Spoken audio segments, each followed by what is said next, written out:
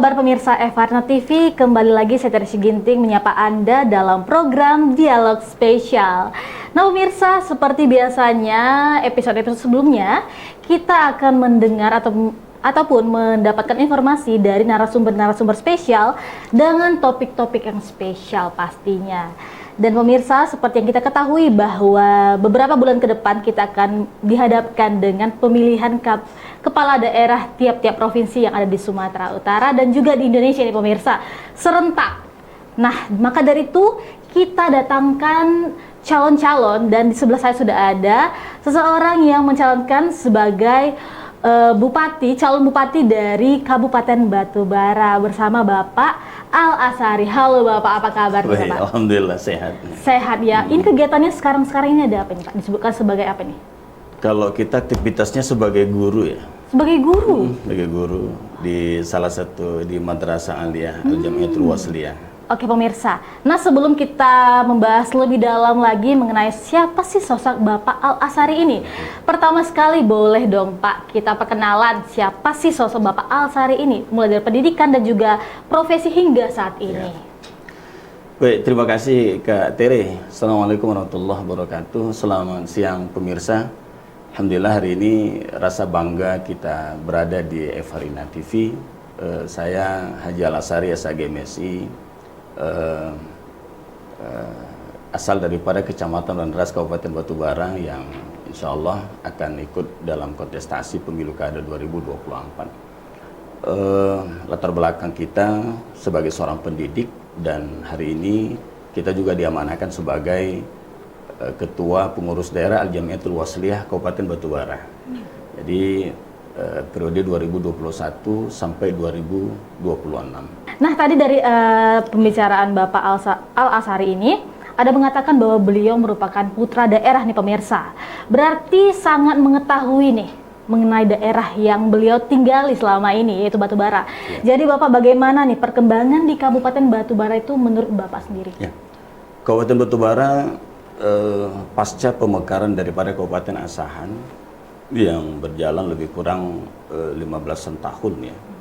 Dan kita tidak hanya sekedar menikmati pemekaran, tapi sedikit banyak ikut terlibat di dalam pemekaran itu sendiri.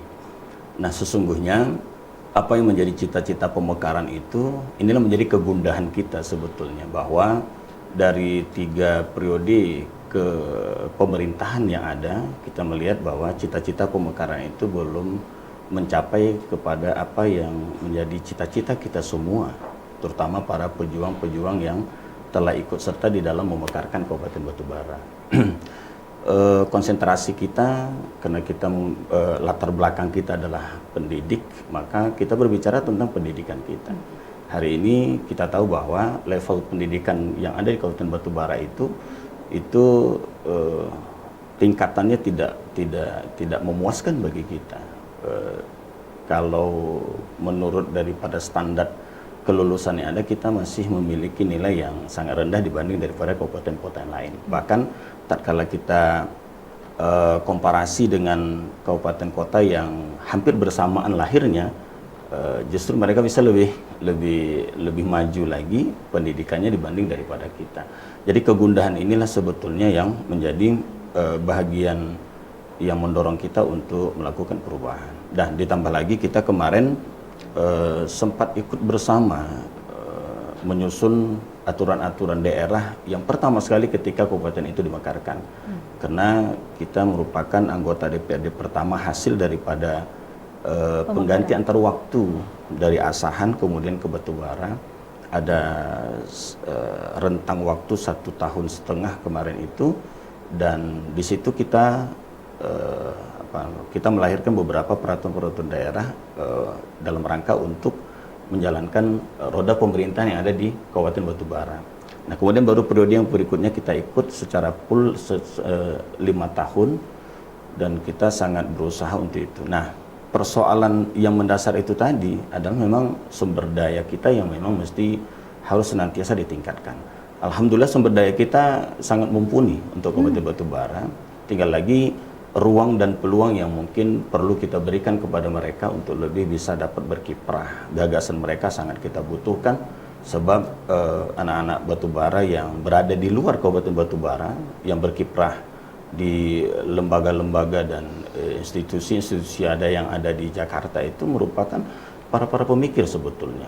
Jadi tinggal mungkin kita perlu kanalisasi sehingga mereka mampu memberikan kontribusi yang lebih dan ada ruang untuk mereka memberikan gagasan-gagasan mereka untuk membangun batubara sesuai dengan cita-cita pemekaran itu.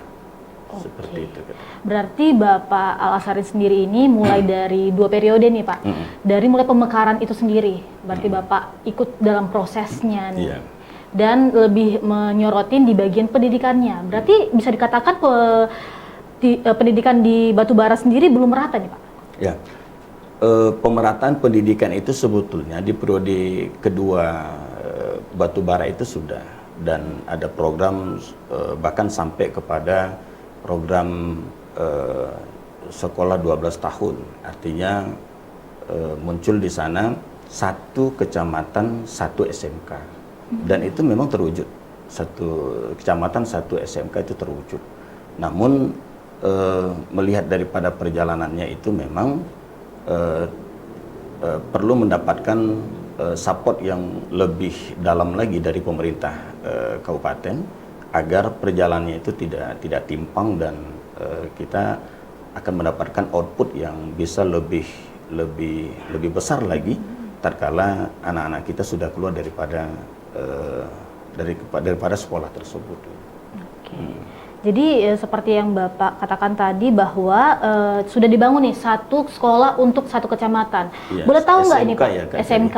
Boleh tahu nggak ada berapa kecamatan dan ada berapa desa tuh di Kabupaten Batubara sendiri? Batubara awal pemekaran itu ada 7 kecamatan. Kemudian setelah pemekaran, maka pemerintah Kabupaten Batubara melakukan pemekaran kecamatan. Sehingga hari ini kita memiliki 12 kecamatan. 12 kecamatan. Dari 12 kecamatan itu kita memiliki 141 desa dan 10 kelurahan. Jadi total 151 desa dan kelurahan yang tersebar di 12 kecamatan di Kabupaten Batubara itu. Itu untuk SMK sendiri dibangun oleh dana pemerintah desa sendiri atau provinsi juga ikut serta? Ya, itu dana alokasi khusus. Alokasi khusus. Yang didapat dari pusatnya. Berarti itu termasuk SMK ini negeri ya Pak? SMK negeri. Untuk swastanya banyak juga kah sudah sekarang sekolah-sekolah di Batubara sendiri? Iya, untuk swasta memang tumbuh dan berkembang. Lembaga-lembaga pendidikan kita dan Al-Jam'iyatul Wasliyah sendiri yang juga bergerak dalam bidang pendidikan, kita juga memiliki 73 unit sekolah dan madrasah di Batubara. Di Batubara. Dan itu tersebar di seluruh kecamatan yang ada di Kabupaten Batubara itu. Kita punya aliyah setingkat SMA itu ada 7, dan kemudian kita memiliki ada 1 SMK kesehatan 1, dan kita juga memiliki sekitar 13 madrasah sanawiyah dan ada 2 SMP kita. Begitu juga dari tingkat sampai kepada tingkat SD, kemudian madrasah ibtidaiyahnya. Dan itu kontribusi yang diberikan oleh Jam'iyatul Wasliyah sebelum pemekaran. Sebelum berarti masih yang 7 kecamatan itu ya Pak? Iya, masih 7 kecamatan, dan memang basis Batubara itu merupakan basisnya Al-Jam'iyatul Wasliyah. Nah, sehingga apa yang dilakukan amal usaha pendidikan yang dilakukan Al-Jam'iyatul Wasliyah itu betul-betul untuk memberikan andil dalam bidang pendidikan, artinya mencerdaskan kehidupan anak-anak Batubara lah gitu. Nah, sehingga kita juga butuh adanya keadilan pemerataan di setiap kebijakan yang mesti dilahirkan oleh pemimpinnya gitu. Karena hari ini kita lihat bahwa keadilan itu tidak nampak, pemerataan tidak nampak, baik dari segi alokasi dana, kemudian bantuan-bantuan sarana dan prasarana infrastruktur. Nah, sebab memang ada sebuah pemahaman yang hari ini mesti kita robah, bahwa pendidikan yang diolah atau yang di bawah naungan daripada Dinas Pendidikan, dalam hal ini pemerintah Kabupaten Batubara, itu hanya negeri saja gitu. Yang diperhatikan hanya negeri, dan kemudian swasta tidak diperhatikan. Nah, ke depan ini harus kita rubah. Artinya pendidikan itu harus merata untuk semua. Seluruh anak-anak batubara mesti mendapatkan pendidikan berkualitas, dan kemudian setiap anak batubara mesti mendapatkan layanan pendidikan. Jadi pendidikan berkualitas itu tidak hanya bagi orang-orang yang memiliki kemampuan finansial gitu. Bagaimana dengan anak-anak kita yang berada di pelosok-pelosok desa? Akses menuju pendidikan itu sendiri pun barangkali transportasi mereka juga tidak punya dan lain sebagainya. Mereka memiliki kemampuan secara intelektual, akan tetapi secara finansial mereka tidak punya. Nah, makanya pendidikan berkeadilan ini menjadi salah satu misi kita untuk mencapai batubara yang jaya dan makmur itu. Gitu. Seperti itu. Berarti kalau boleh tahu nih Pak, untuk masyarakat batubara sendiri dalam hal pencarian atau profesi kebanyakan berasal dari kalangan apa nih Pak? Iya, masyarakat kita banyak profesi sebagai nelayan. Nelayan. Iya, sebagai nelayan. Dan ini menjadi problem besar untuk kita sebetulnya. Terutama kita sudah berbincang-bincang dengan Ketua Pimpinan Cabang HNSI Kabupaten Batubara, Haji ATW. Beliau merupakan tokoh kita yang ada di sana dan sangat memahami bagaimana seluk-beluk yang dirasakan oleh nelayan kita. Terutama nelayan-nelayan kita yang ada di Pagurawan. Pagurawan itu memang nama Pagurawan itu tidak masuk dalam administrasi. Wilayahnya itu wilayah ibu kota Kecamatan Medan Ras. Jadi persentase masyarakat kita banyak nelayan, dan problem terbesar kita di sana hari ini para nelayan kita tidak leluasa untuk keluar masuk daripada kuala itu, sebab terjadi sedimentasi yang begitu sangat tinggi, artinya pendangkalan gitu. Yang sampai hari ini belum terpecahkan problem itu. Sehingga kalau biasanya para nelayan kita itu kan leluasa dia hilir mudik, mau keluar mau masuk tanpa terpengaruh dengan pasang surut. Sebab kuala kita itu muaranya itu kan dalam gitu. Tapi sekarang udah dangkal. Semakin lama semakin dangkal. Semakin lama semakin dangkal, sedimentasinya begitu sangat cepat.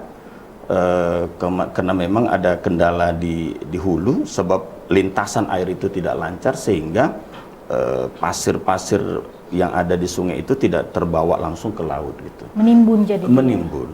Bahkan pernah salah satu tokoh kita yang di sana itu menanam pohon pisang di situ sebagai kritik sosial untuk pemerintah, dan itu pun juga masih belum bisa terlaksanakan. Memang semasa kita menjadi DPRD kemarin itu ada ikhtiar kita untuk melakukan pengurukan, tapi sifatnya kan masih manual, tapi kita mesti paksakan. Di awal pemekaran kita minta, karena itu merupakan janji kita kepada konstituen, ya adalah dialokasikan dana, di-standby-kan beberapa unit mesin untuk melakukan pengurukan. Hasilnya memang tidak ada, cuma lagi goodwill daripada pemerintah itu yang mesti kita butuhkan. Semangat itu mesti kita butuhkan. Kemudian ada juga pengurukan yang dilakukan di kuala itu, tapi juga memang belum berhasil hari ini. Maka hal tersebut mesti duduk secara bersama, dipikirkan bersama, dan perlu pemikiran-pemikiran yang profesional untuk menyelesaikan problem yang dirasakan oleh masyarakat kita. Jangan pergi dulu, jangan kemana-mana dulu, karena kita masih akan membahas lebih dalam lagi mengenai batubara dan juga sosok Bapak Al Azhari sendiri. Jadi jangan kemana, tetap di Dialog Spesial.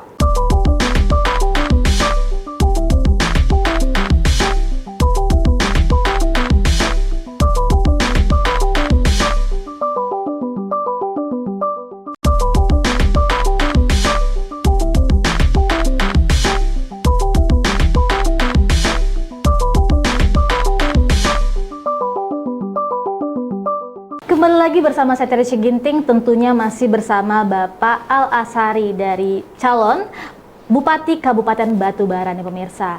Di segmen sebelumnya kita sudah membahas mengenai sosok dari Bapak Al Azhari sendiri, dan juga sedikit mengenai batubara nih, dan juga permasalahan-permasalahannya. Tadi kita sudah membahas tentang perekonomian dan pertumbuhan ekonomi mereka nih. Nah, kita akan membahas lebih dalam lagi. Berarti Pak tadi sudah Bapak sampaikan bahwa kebanyakan nih profesi dari Kabupaten Batubara sendiri atau masyarakat Kabupaten Batubara itu nelayan. Selain itu apalagi nih Pak, boleh dijelaskan? nelayan itu persentase yang besar. Kemudian petani. Petani. Kemudian pekerja pabrik. Sebab ada wilayah industri yang ada di Kuala Tanjung itu. Tapi persentasenya sangat sedikit. Dan profesi terbesar itu sebagai nelayan ini memberi efek pergerakan ekonomi yang ada di wilayah-wilayah pesisir Kabupaten Batubara. Kita memiliki garis pantai yang lebih kurang itu 60 km. Jadi dari awal memang kita sudah dapat memahami bahwa garis pantai yang sepanjang itu sebetulnya memberikan potensi yang begitu sangat luar biasa untuk penambahan pendapatan asli daerah daripada Kabupaten Batubara. Tinggal bagaimana mengelolanya saja. Ditambah lagi kita ada beberapa garis pantai itu yang digunakan sebagai pelabuhan sandar ya, pelabuhan bebas, dan beberapa perusahaan yang ada di wilayah Kuala Tanjung, industri Kuala Tanjung itu kan mereka memiliki pelabuhan. Dan ini potensi yang sangat luar biasa untuk menambah PAD daripada Kabupaten Batubara. Nah, problem terbesar yang sebagaimana kita singgung di awal bahwa hari ini nelayan kita, terutama wilayah Pagurawan itu, mereka tidak lagi bisa leluasa gitu. Nah, sebab kondisi kondisi nelayan yang tidak leluasa hilir mudik dari dan ke laut itu sangat mengganggu sebetulnya, mengganggu produksi ikan yang didapatkan, kemudian menambah kos biaya yang barangkali nelayan kita itu bukan pula pemilik, tapi justru buruh nelayan gitu. Buruh nelayan artinya nelayan yang ikut menumpang di kapal-kapal orang lain gitu. Ada tokehnya begitu kan. Nah, jadi ini kan sangat rentan gitu ya. Nah, maka kita sangat butuh adanya penyelesaian persoalan secara cepat, dan itu insya Allah bagian daripada ikhtiar kita untuk kita perjuangkan. Baik pemirsa, tadi kita sudah membahas tentang perekonomian, kita sudah juga membahas tentang pendidikan dari Kabupaten Batubara sendiri. Selanjutnya ini kita akan membahas tentang infrastruktur di Kabupaten Batubara sendiri. Itu bagaimana, Pak? Ya, infrastruktur di Kabupaten Batubara, kita tahu bahwa kita punya jalan lintas yang tidak terlalu panjang ya. Perbatasan Sergei dengan sampai kita perbatasan kepada Asahan, itu tidak panjang. Jadi ya, Kak Teri sendiri sudah merasakan itu kan, bagaimana jalannya sekali. Itu karena kalau jalan nasional kita tidaklah panjang. Kemudian ada jalan provinsi kita yang hari ini sedang berjalan, on progress, dan ada beberapa titik yang memang belum terselesaikan, baik jalan maupun jembatannya gitu. Dan karena terjadi terjadi berakhirnya masa jabatan gubernur. Karena itu memang jalan provinsi itu kan memang pembiayaan anggaran itu kan dari provinsi gitu ya. Nah, kemudian jalan-jalan kabupaten kita juga gitu. Jalan-jalan kabupaten kita juga ini kan sebetulnya perlu kita prioritas itu kan akses untuk petani, akses untuk nelayan, akses untuk para pekerja. Sehingga ketika akses tersebut kita selesaikan, maka satu persoalan itu terselesaikan. Mereka tidak lagi payah untuk membawa produksi pertaniannya keluar. Karena gini Kak Tere kan, kalau akses menuju sawah itu tidak lancar, itu nanti kan menambah biaya dari pekerja, bahan bakarnya lagi, bahan bakarnya, waktunya, betul. betul. Jadi karena kita berada di lingkungan petani kan kita paham nih, ada persentase ketika panen itu kan ada persentase, menengok hasil produk padi, lantas kemudian berapa persen yang didapati oleh, kalau bahasa kita di sana itu tukang panen padinya, tukang komben gitu kan. Tukang kombennya itu ada berapa persen. Jadi ada kadang-kadang sampai 12%, 15%, 13%. Nah, apalagi ketika petani kita mendapatkan musibah umpamanya, hujan, gagal panen, kemudian produk padinya tumbang dan lain sebagainya. Nah, jadi ini menjadi beban yang terbebani siapa? Petani. Jadi kos pra dan pasca panen itu tak pernah habis untuk dikeluarkan oleh para petani kita gitu. Jadi bisa dibilang keuntungan yang didapatkan oleh pemilik atau petani tersebut minim nih. Minim, sangat minim gitu. Kenapa? Biaya produksinya tinggi, Mbak. Sangat tinggi biaya produksi. Ya kita tahu ada pupuk bersubsidi. Jadi biaya produksi itu kan dari dari sebelum panen sampai kepada pasca panen gitu. Nah, dari pengolahan tanah saja mereka sudah mengeluarkan biaya. Mengolah tanah saja.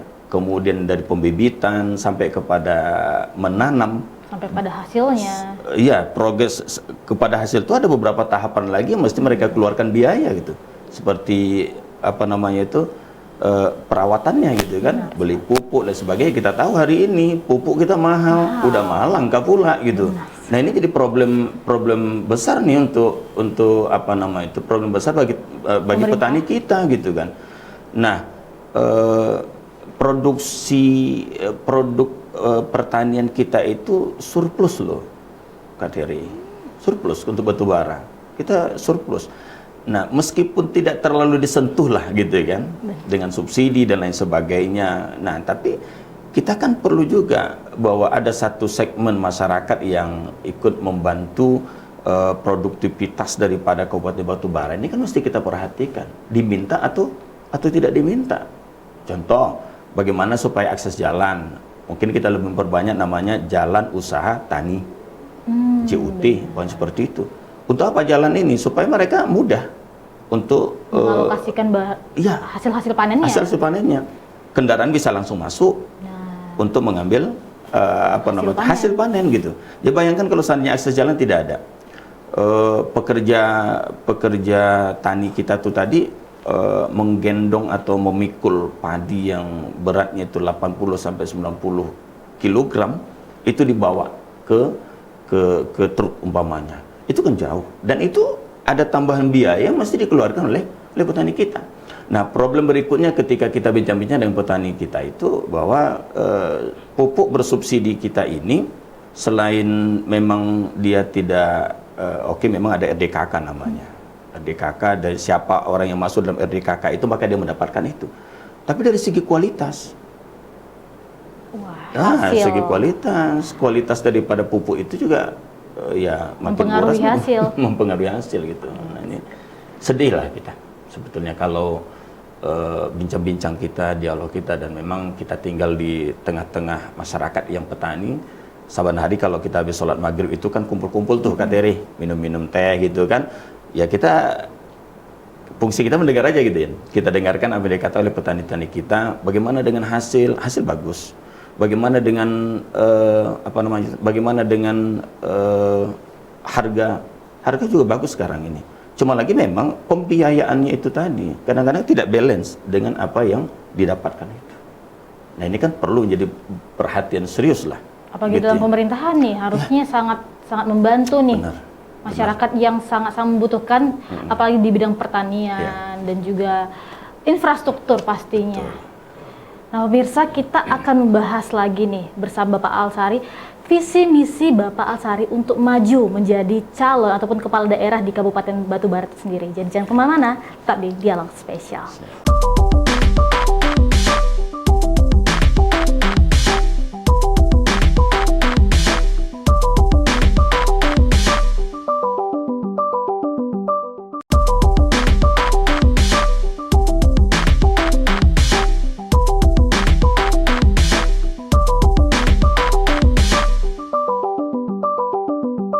Baik pemirsa, kembali lagi masih bersama saya Terry Ginting, tentunya masih dengan Bapak Al-Asari.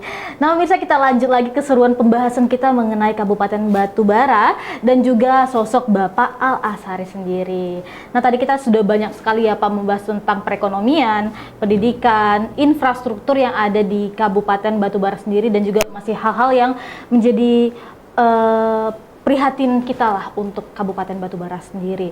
Lanjut. Tapi kita ingin mengenal nih lebih dalam lagi mengenai sosok Bapak Al-Asari nih. untuk visi misi Bapak yang telah kami riset sebelumnya nih Pak.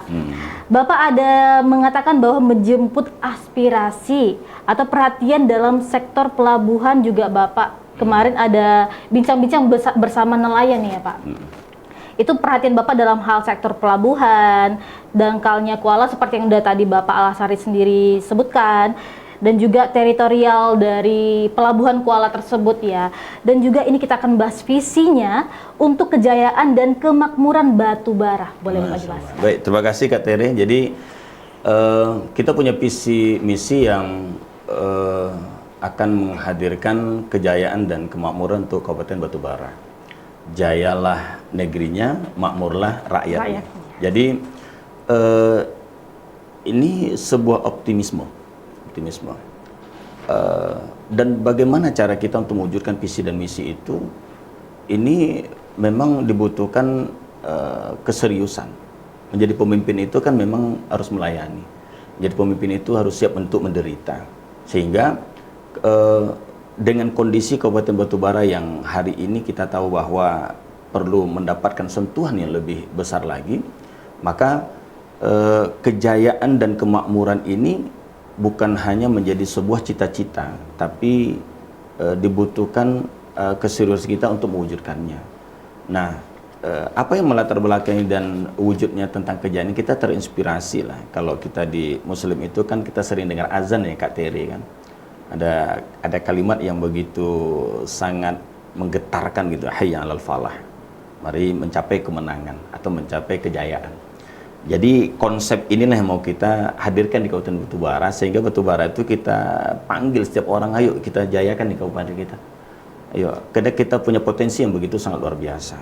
Artinya kemandirian ekonomi insya Allah akan dapat kita lakukan. Kemudian kemandirian kita di dalam hal apa pun bisa. Sebab kita punya pertanian, kita punya potensi peternakan, kita punya potensi perkebunan, kita juga punya potensi industri dan lain sebagainya. Nah, jadi tinggal bagaimana kita mengelaborasi program-program yang betul-betul langsung mengangkat harkat dan martabat daripada masyarakat Kabupaten Batubara. Nah, negeri Batubara itu negeri yang bertuah. Jadi negeri yang bertuah gitu. Jadi karena memang itu kan negeri Melayu nih Kak Tere kan. Walaupun dari segi kependudukan, dari segi suku Jawa lebih dominan, Melayu dia nomor 2 gitu. Tapi karena ada istilah di mana bumi dipijak, di situ langit dijunjung, ya maka Batubara itu merupakan negeri Melayu gitu. Nah, sehingga kejayaan Batubara ini dengan potensi garis pantai kita, saya pikir itu menjadi salah satu hal yang sangat dominan untuk kita olah kembali, sehingga kita tidak butuh artinya kita tidak lagi bahasanya meneteklah dengan pusat gitu kan, sebab kita punya potensi yang bisa kita kembangkan untuk PAD kita. Nah, jadi kita tidak tahu nih berapa sih sebetulnya PAD kita yang hari ini, apakah terjadi peningkatan dari semenjak pada awal ketika kita mekar sampai kepada hari kita tidak tahu. Tapi informasi yang kita dapatkan bahwa PAD terbesar itu kan dalam sektor perhubungan, di perhubungan. Dan ketika kita dialog, tatkala kita berdiskusi dengan pakar-pakar tentang kepelabuhan ini, maka sebetulnya potensi itu luar biasa daripada pelabuhan itu. Sebab ada beberapa atau ada belasan item jasa yang bisa kita tarik menjadi pendapatan asli daerah Kabupaten Batubara gitu. Jadi bukan hanya dari parkiran, itu kan kecil-kecil itu kan. Kecil-kecil itu kan. Ada yang besar, kenapa tidak itu yang kita itu. Bahkan boleh jadi nanti pada saatnya nanti bagaimana bahagianya masyarakat Batubara itu tatkala dia parkir tak lagi dikutip parkirannya. Ya kadang-kadang 1.000 perak, 2.000 perak itu kan jadi persoalan beban juga untuk masyarakat. Kan beban gitu ya. Yang mungkin dia mau cepat saja, ada beberapa menit dia datang dan sebagainya. Ada kadang-kadang tak ikhlas dia memberikannya itu kan. Bukan jadi berkat, malah jadi beban ya. Betul. Nah, jadi potensi yang kecil itu ke depan maunya jangan menjadi prioritas, tapi ada yang besar itu harus kita prioritaskan. Nah, sehingga kita butuh adanya regulasi, kita butuh adanya institusi yang memang profesional mengelola daripada jasa-jasa kepelabuhan itu sendiri gitu. Nah jadi kita berharap seluruh masyarakat Batubara itu merasakan kebahagiaan. Orang-orang tuanya merasakan bahagia, anak-anaknya merasakan bahagia, buruh, tani, nelayan kita itu merasakan kebahagiaan. Nah, bagaimana kebahagiaan itu dapat mereka rasakan? Jangan lagi dibebani mereka dengan hal-hal apapun. Ini sekarang kita ini kan dibebani oleh pajak dan semua itu. Kerja nanti di pabrik kena pajak menjadi potongan gitu kan. Ada PPH, ada PPN, entah apa-apa lagi namanya. Banyak kali gitu. Jadi yang mau kita lakukan ini di sekolah-sekolah kita pun lagi ke depan SMA itu tak ada lagi kutipan komite, mau tidak ada aja alasan komite untuk dan sebagainya. Kita tidak tahu. Sementara pengelolaan uang komite itu sendiri pun juga tidak transparan. Untuk apa itu? Saya punya keponakan sekolah di salah satu SMA yang ada di Kecamatan Medang Deras. Begitu ndak ujian dia minta sama kita 2 bulan belum bayar. Kalau tak bayar nanti kita tak dapat ujian. Berapa komitenya? 70.000. Bayangkan SMA negeri 70.000 komitenya. Untuk apa? Sementara kita di swasta saja, tak ada yang tidak sampai seperti itu. Kalau swasta wajarlah mereka kutipan, sebab pos anggaran itu hanya dari bos. Benar. Tapi kalau yang namanya dari yang sekolah di bawah naungan dinas pemerintah, itu kan mereka disupport semua. Rata-rata di situ gurunya PNS, sertifikasi pula, impasing pula, artinya dapat pula uang lauk pauk. Lantas untuk apa lagi? Uang komite itu dikutip. Dan kemarin juga pernah yang viral itu di Kabupaten Batubara ada anak SD ketika mau ujian, ketika mau mendapatkan raport, tatkala belum membayar uang perpisahan, rapotnya ditahan. Ini ada apa gitu ya kan? Kok sebegitunya gitu? Artinya siapapun harus mendapatkan fasilitas yang sama dan akses yang sama dalam bidang pendidikan. Jangan lagi dibebani masyarakat kita dengan hal yang jangankan untuk membayarkan SPP, makan mereka saja pun barangkali itu kan terancam gitu. Di wilayah kita itu, Medang Deras itu, ada kantong-kantong kemiskinan loh Kak Tiri. Di wilayah Batubara itu ada kantong-kantong kemiskinan. Yang jangankan untuk memberikan biaya pendidikan untuk anak-anak, untuk makan 3 kali sehari saja pun mereka sudah tak cukup lagi. Nah jadi harusnya sampai ke situ mata pemerintah itu, gitu. Melihat itu. Gitu. Sehingga tidak ada lagi keluhan orang, kenapa kau tak sekolah, aku tak bayar SPP, kenapa kau tak ikut ujian, belum bayar komite. Padahal sekolah negeri. Kalau sekolah swasta barangkali masih bisa kita maklumi. Sama sumber pendapatan mereka itu kan cuma dari itu, dari dana bos sama komite. Sementara guru-guru kita yang ada di swasta itu kan rata-rata tidak ada yang PNS, tidak ada yang ASN. Nah, jadi diharapkan dari situ pos anggarannya. Makanya ke depan kita minta bahwa walaupun SMA, SMK itu naungannya provinsi, tapi kita desak loh, bahwa sesungguhnya tidak ada lagi kutipan SMK itu, tidak ada lagi kutipan untuk SMA negeri itu. Komite itu sampai hari ini tidak ada transparan. Untuk apa digunakan mereka? Kan gitu kan? Jangan alasan karena sudah dimusyawarahkan dengan komite, kan gitu sekarang jadi alasan. Dalilnya kan gitu. Oh ini sudah kami rembukkan, itu kami musyawarahkan. Itu dengan siapa dimusyawarahkan? Kalau komitenya itu pro dengan kepala sekolah, tidak pro kepada masyarakat yang masyarakat pendidikan kita. Apa yang terjadi? Yang dirugikan siapa? Masyarakat kita. Nah kita tidak mau lagi Batubara seperti itu. Maka ke depan yang namanya komite-komite SMA, SMK di negeri itu harus dihapuskan. Berikan akses terbaik untuk anak-anak kita untuk supaya nyaman mereka berpendidikan. Tapi setahu saya juga Pak, ini untuk sekolah negeri yang disupport oleh dana dari pemerintah sendiri itu tidak ada dibebankan biaya. Iya, idealnya seperti itu. Iya, sebenarnya seperti itu. Idealnya seperti itu, tapi dalam faktanya masih ada istilah uang komite loh. Dulu kan waktu kita sekolah kan SPP gitu SPP, kan, sekarang komite. Jadi ada dalil yang memang digunakan mereka itu untuk melakukan pengutipan. Jadi kalau kita nilai itu membebankan. Dalilnya apa? Sudah dimusyawarahkan. Musyawarahkan siapa? Kepala sekolah bersama dengan komite. Komite itu siapa? Perwakilan daripada wali murid.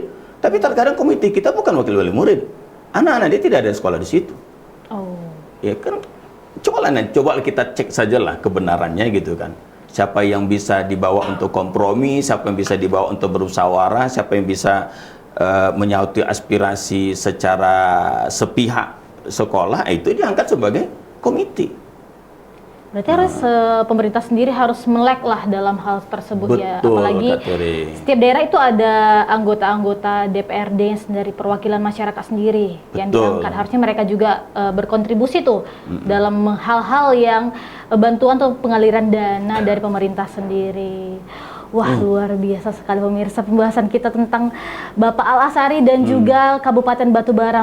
Ternyata masih banyak hal-hal yang harus dirampungkan, yang harus diperbaiki di Kabupaten Batubara sendiri. Luar biasa sekali pemirsa. Baik Bapak, tidak terasa waktu kita sudah habis nih. Padahal masih banyak lagi nih pembahasan yang mau kita kulik mengenai Batubara sendiri.